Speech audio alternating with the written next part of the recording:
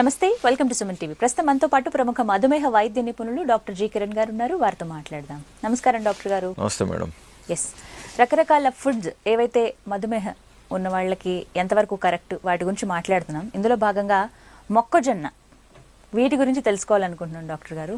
మనకి నాటు రకం ఏవైతే దొరుకుతూ ఉన్నాయి మార్కెట్లో, అందులోనూ వర్షాకాలం వచ్చిందంటే ఖచ్చితంగా మనకి రోడ్ సైడ్ కనిపిస్తూ ఉంటాయి. అందరూ ఇంటికి అంటే ఇండ్లల్లో మనం కాల్చుకుందాము లేకపోతే ఉడకబెట్టుకుందాం అనుకుని ఇంటికి తెచ్చుకుంటారు. బట్ ఈ వర్షం పడుతున్నప్పుడు వేడివేడిగా తినాలనిపిస్తుంది కాబట్టి, సో ఇవి డయాబెటీస్ పేషెంట్స్కి ఎంతవరకు కరెక్ట్, ఎలా తీసుకోవాలి అసలు? ఇది చాలా అద్భుతమైన ఫుడ్ అండి. స్నాక్ కానివ్వండి, చాలా మంచిది. ప్లస్ మీరు అడిగినట్లుగా ఇప్పుడు రోడ్ సైడ్ కాల్చి వేస్తూ ఉంటారు కదా, ఆయిల్ కూడా ఉండదు అందులో. సో వీళ్ళకి పొట్ట నిండుతుంది, పౌష్టిక విలువలు అందులో బాగానే ఉంటాయి. ప్లస్ వీళ్ళకి ఇమ్యూన్ సిస్టమ్ కూడా బాగుంటుంది. ఇది చాలా మంచి ఉపయోగకరమైన కార్న్. ప్లస్ పొట్ట కూడా బాగా ఈజీగా నిండిపోతుంది. సో ఇది నవ్వులుకొని తినే ప్రయత్నంలో సెటైటీ కూడా ఫీలింగ్ బాగుంటుందండి. మనం ఏదైనా ఒక ఆహారం తినేటప్పుడు అది తినే ప్రయత్నంలో హాఫ్ భాగం కంటే పొట్ట నిండే తలికే ఇంకా చాలు, నాకు పొట్ట నిండింది అనే ఫీలింగ్ కలగాలండి ఫుడ్తో. ఇక మీదట మనం వాటినే ప్రాపర్ ఫుడ్ కింద భావించాలి.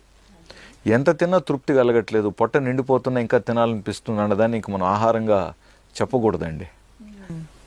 ఆహారం కింద ఆ కేటగిరీలోకి రాదంటారా? చేయకూడదు. ఎందుకంటే దానివల్లే కదా ఎంతమంది ప్రాబ్లమ్స్ చూస్తున్నాం. ఇప్పుడు మనం చాలా హెల్త్ డిసార్డర్స్ చూస్తున్నాం. మీరు ఏ డాక్టర్ని అడగండి, డయాబెటీస్ డాక్టర్తో మాట్లాడండి, మీరు హార్ట్ డాక్టర్తో మాట్లాడండి, కిడ్నీ డాక్టర్తో మాట్లాడండి, గైనకాలజిస్ట్తో మాట్లాడండి. Food has today become hour enemy అండి.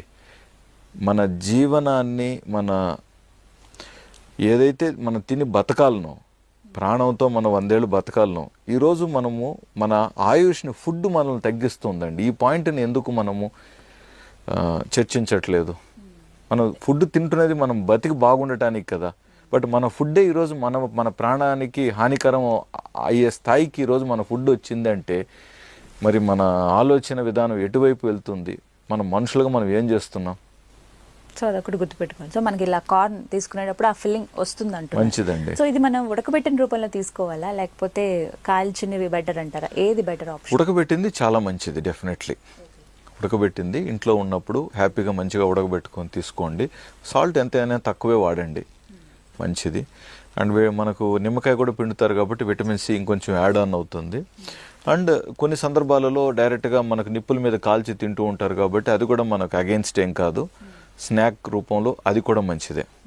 సరే, ఏ టైంలో తీసుకుంటే బెటర్ అండి ఇవి? మామూలుగా అయితే మనం ఈవినింగ్ అని అంటాం, కానీ కొంతమంది మిడ్ మార్నింగ్ స్నాక్గా కూడా తీసుకుంటారు. బట్ అది ఎంతవరకు కరెక్ట్ టైం, అంటే డైజెస్ట్ అవ్వడానికి? ఎప్పుడైనా తీసుకోవచ్చు.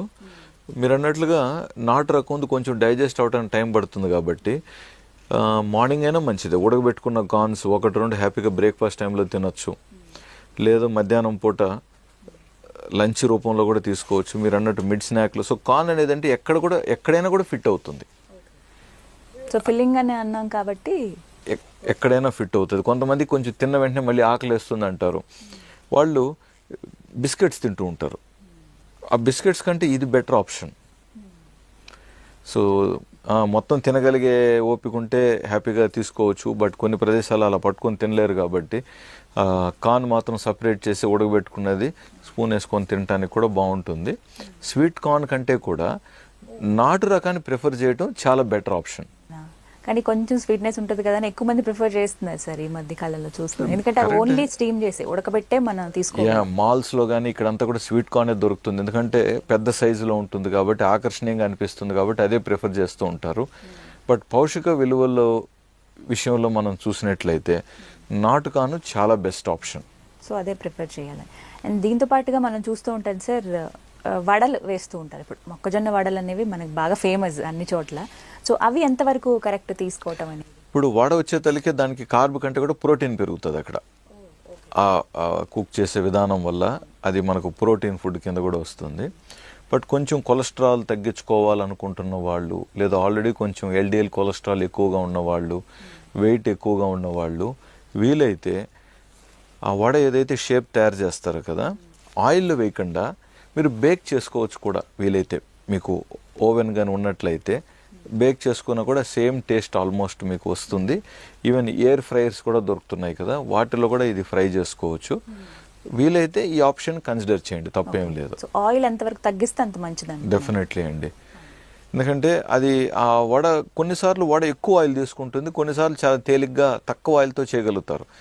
బట్ ఆ డిఫరెన్సియేషన్ అనేది ఇప్పుడు పెద్దవాళ్ళకైతే తెలుసు, ఆయిల్ తక్కువ తీసుకుండేలాగా ఎలా చేస్తే తక్కువ ఆయిల్ వినియోగంలో ఉంటుంది, ఐ మీన్ వడలో తక్కువ ఆయిల్ ఉండేలాగా ఎలా చేయాలని కొంతమందికి అనుభవం ఉంటుంది.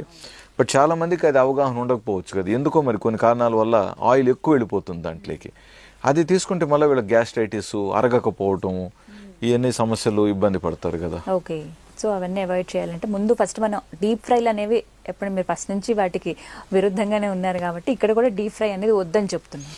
అండ్ ఇందులో డాక్టర్ గారు మనకి ఏంటంటే కార్న్ ఫ్లేక్స్ అని కూడా మనకి అవైలబుల్ ఉన్నాయి కదా, అవి ఎంతవరకు? ఈ కార్న్ ఫ్లేక్స్ మళ్ళీ కొంచెం కార్బు డైట్లోకి వస్తాయి. బ్రేక్ఫాస్ట్లో పాలుతో పాటు కార్న్ ఫ్లేక్స్ తీసుకోవడానికి it's a good option. But మన ఇండియాలో రోజు ఒకే ఐటమ్ మనం తినం కాబట్టి, రోజు కార్న్ఫ్లేక్స్ తినం కాబట్టి, ఎప్పుడో ఒకసారి కార్న్ఫ్లేక్స్ తీసుకుంటారు కాబట్టి, అందులో కూడా మ్యూసిలి ఇంకా కొన్ని రకాల ధాన్యాలతో కలిపి తీసుకుంటారు కాబట్టి కార్న్ఫ్లేక్స్ అనేది మంచి ఆప్షనే. ఈ నాటు మనకు కార్న్తో పాప్కార్న్ కూడా ఇంట్లో చేసుకోగలిగితే ఇంకా మంచి ఆప్షన్. ఎందుకంటే బయట సినిమా హాల్స్లో వాటిల్లో వాళ్ళు చాలా ఆయిల్ వేస్తారు, చాలా సాల్ట్ వేస్తారు, బటర్ వేస్తారు, అది హెల్తీ కాదండి. మీరు ఇంట్లోనే మంచిగా మీకు కావాల్సినంత కప్పు కార్న్, డ్రై కార్న్ తీసుకొని, అవును, దాంట్లో మీరు కావాలంటే 2 స్పూన్లు నెయ్యి వేసుకోవచ్చు, కొంచెం సాల్ట్, పెప్పర్ వేసుకొని మన కుక్కర్లో కానీ వేసేస్తే అది డెఫినెట్గా కుక్కర్ ఆల్మోస్ట్ నిండిపోయినంత వస్తుంది. సో పిల్లలు ఏదైనా ఇంట్లో కూర్చొని నెట్ఫ్లిక్స్ లేకుంటే ఏదైనా సినిమా చూస్తున్నప్పుడు పెద్దవాళ్ళు పిల్లలకు కానీ వాళ్ళు తిట్టడానికి ఇది ఇంట్లో చేసుకోగలిగితే మంచి ఆప్షన్ అండి. ఇది చాలా బాగుంటుంది. అండ్ మీరు ఇందాక వడల గురించి అడిగారు కాబట్టి, ఈ వడలతో చాలాసార్లు ముఖ్యంగా ఈ కార్న్ వడలతో కెచప్ ట్రై చేస్తారు. చిన్నపిల్లలకు కూడా ఇష్టం అని చెప్పి వీలైనంత వరకు కెచప్స్ అవాయిడ్ చేయండి. అవును, డ్రైగా చేసుకోవటం, లేదా మీరు ఆనియన్స్తో కట్ చేసుకొని, లేకంటే ఏదైనా ఫ్రెష్ మళ్ళీ వెజిటబుల్ సలాడ్స్, ఇప్పుడు ఆనియన్ విత్ టమాటో కట్ చేసుకొని కొంచెం కొత్తిమీర, పుదీనా వేసి దాన్ని సమ్ ఐటమ్ లాగా చేసుకుంటే ఈ vada with that will be better compare to మయోనైస్తో, కెచప్స్తో, ఇంకేదైనా సాసులతో ఇవి ట్రై చేయటం కంటే, ఈ డిప్స్ అని కొత్తగా పేరు పెట్టి ఇవన్నీ ఆయిల్ ఐటమ్స్ అండి.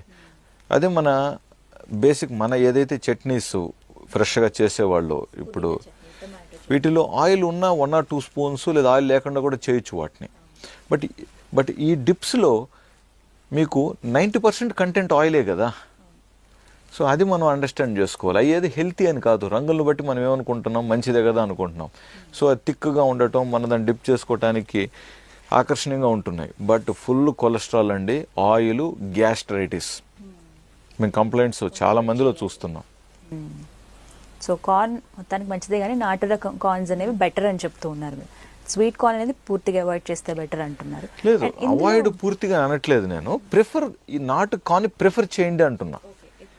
మీకు 2 కార్న్స్ పక్కన ఉన్నాయనుకోండి, నాటు కార్న్ ప్రిఫర్ చేయండి అంటున్నా, అంతే.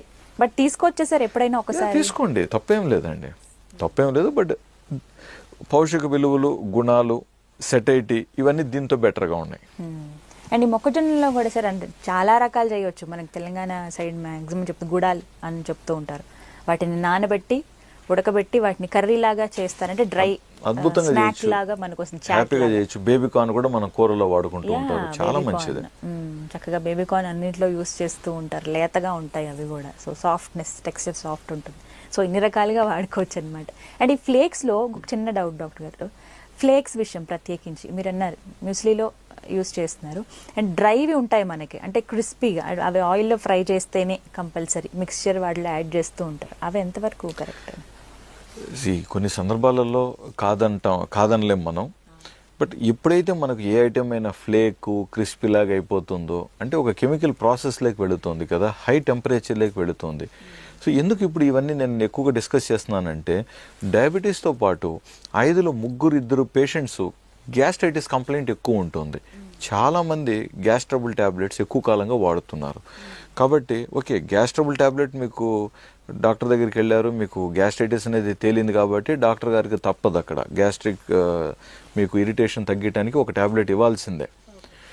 బట్ మీరు తినే ఆహార పదార్థాలలో ఏవేవి మనకు గ్యాస్ట్రైటిస్ని ఇంక్రీజ్ చేసే ఛాన్సెస్ ఉంటాయో వాటిని ఎందుకు మనం స్వతహాగా తగ్గించట్లేదు? ఇప్పుడు వాటర్ బాగా తాగాలి, ఫుడ్కి ముఖ్యంగా ముందు కొంచెం వాటరు అండ్ స్పైసీ ఫుడ్. ఇప్పుడు ఒకప్పుడు ఏదైనా స్పైసీ ఫుడ్ ఉంటే ఒక్క ఐటమే స్పైసీ ఉండేది, మిగతాటివి బ్యాలెన్స్ అయ్యేటివి. ఇప్పుడు తీసుకుంటే అన్ని స్పైస్ ఐటమ్స్గా ఇన్వాల్వ్ అవుతున్నాయి కదా, ప్రతి దాంట్లో ఆయిల్ అయిపోతుంది కదా. అందువల్ల జనాభా ఏంటంటే గ్యాస్ట్రైటిస్తో ప్రధానంగా ఎక్కువ మంది ఇబ్బంది పడుతున్నారు. సో కొంచెం ఆలోచించుకోవాలి, మనం తినే ఫుడ్లో ఏది ఎలా తయారు చేసబడింది ఇవన్నీ చూసుకున్నారనుకోండి, మనకు కొంచెం తేలిగ్గా ఉంటుంది, హ్యాపీగా ఉంటాం, మాత్రల అవసరాలు తగ్గుతాయి. ఫస్ట్ చెప్పాలనుకునే అది మెయిన్ కావాల్సిందే అది డాక్టర్ గారు. రైట్ అండి, థ్యాంక్ యూ సో మచ్ అండి, నమస్తే.